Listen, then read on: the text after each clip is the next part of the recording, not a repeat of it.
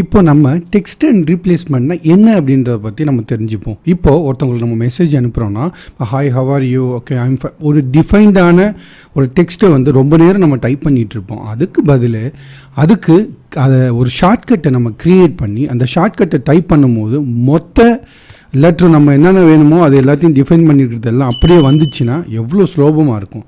அதை பற்றி தான் நம்ம பார்க்க போகிறோம். சிம்பிளாக சொல்லணுன்னா நிறைய வேர்டு லைன் பை லைனாக இருக்கிறது ஷார்ட்கட் க்ரியேட் பண்ணி எப்படி சிம்பிள் அண்ட் ஸ்வீட்டாக யூஸ் பண்ணி நம்மளுடைய டைம் சேவ் பண்ணுன்றதை பார்ப்போம். அதுக்கு நான் அந்த நோட் பேடில் நான் டைப் பண்ணி வச்சுருக்கேன் சாம்பிள். அதை நம்ம காப்பி பண்ணிவிட்டு அதுக்கப்புறம் இது எப்படி அதை யூஸ் பண்ணி ஷார்ட்கட்டை க்ரியேட் பண்ண போகிறோன்றதை மட்டும் நீங்கள் இப்போ பாருங்கள். செட்டிங் வைக்கணும். செட்டிங்ஸ் போனதுக்கப்புறம் அங்கே போயிட்டு சர்ச் பாரில் டெக்ஸ்ட் அண்ட் ரீப்ளேஸ்மெண்ட் அப்படின்னு டைப் பண்ணணும். கீழே உங்களுக்கு வந்துடும்.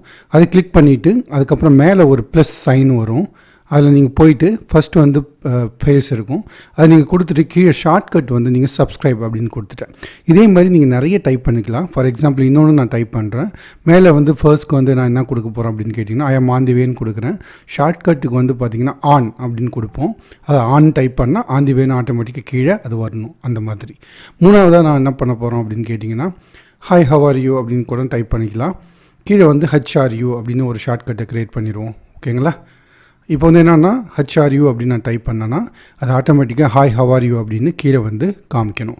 இதுதான் இந்த ஷார்ட்கட் யூஸ் பண்ணி பெரிய வேர்டை டைப் பண்ணுறது. இப்போ டெஸ்ட் பண்ணி பார்க்கலாம் எப்படி வருதுன்னு பார்க்கலாம். அதுக்கு நீங்கள் ஒரு மெசஞ்சரில் இருக்கலாம், இல்லை வாட்ஸ்அப்பில் இருக்கலாம். ஜஸ்ட்டு அதை போய் எங்கே நீங்கள் டைப் பண்ணாலுமே அது கீழே டிஸ்பிளே ஆகும். உதாரணமாக நான் இப்போ வாட்ஸ்அப் வைக்கிறேன். வாட்ஸ்அப்பில் போயிட்டு கீழே போயிட்டு ஃபஸ்ட்டு என்ன நம்ம டெஸ்ட் பண்ணலான்னா ஹவ் ஆர் யூன்றதை டெஸ்ட் பண்ணலாம். ஹெச்ஆர்யூ அப்படின்னு நம்ம டைப் பண்ணுறோம். ஹெச்ஆர்யூ அப்படின்னு டைப் பண்ணால் அதுக்கு நம்ம என்ன கொடுத்துருக்கோம் அப்படின்னு கேட்டிங்கன்னா அங்கே ஹாய் ஹவ் ஆர் யூ அப்படின்னு வரணும். கீழே வருது பார்த்தீங்களா? அதை கிளிக் பண்ணிங்கன்னா மேலே அதுவே டைப் ஆயிரும். ஸோ இதே மாதிரி செகண்டு சப்ஸ்கிரைப் அப்படின்னு நம்ம டைப் பண்ணுவோம் ஷார்ட்கட்டு.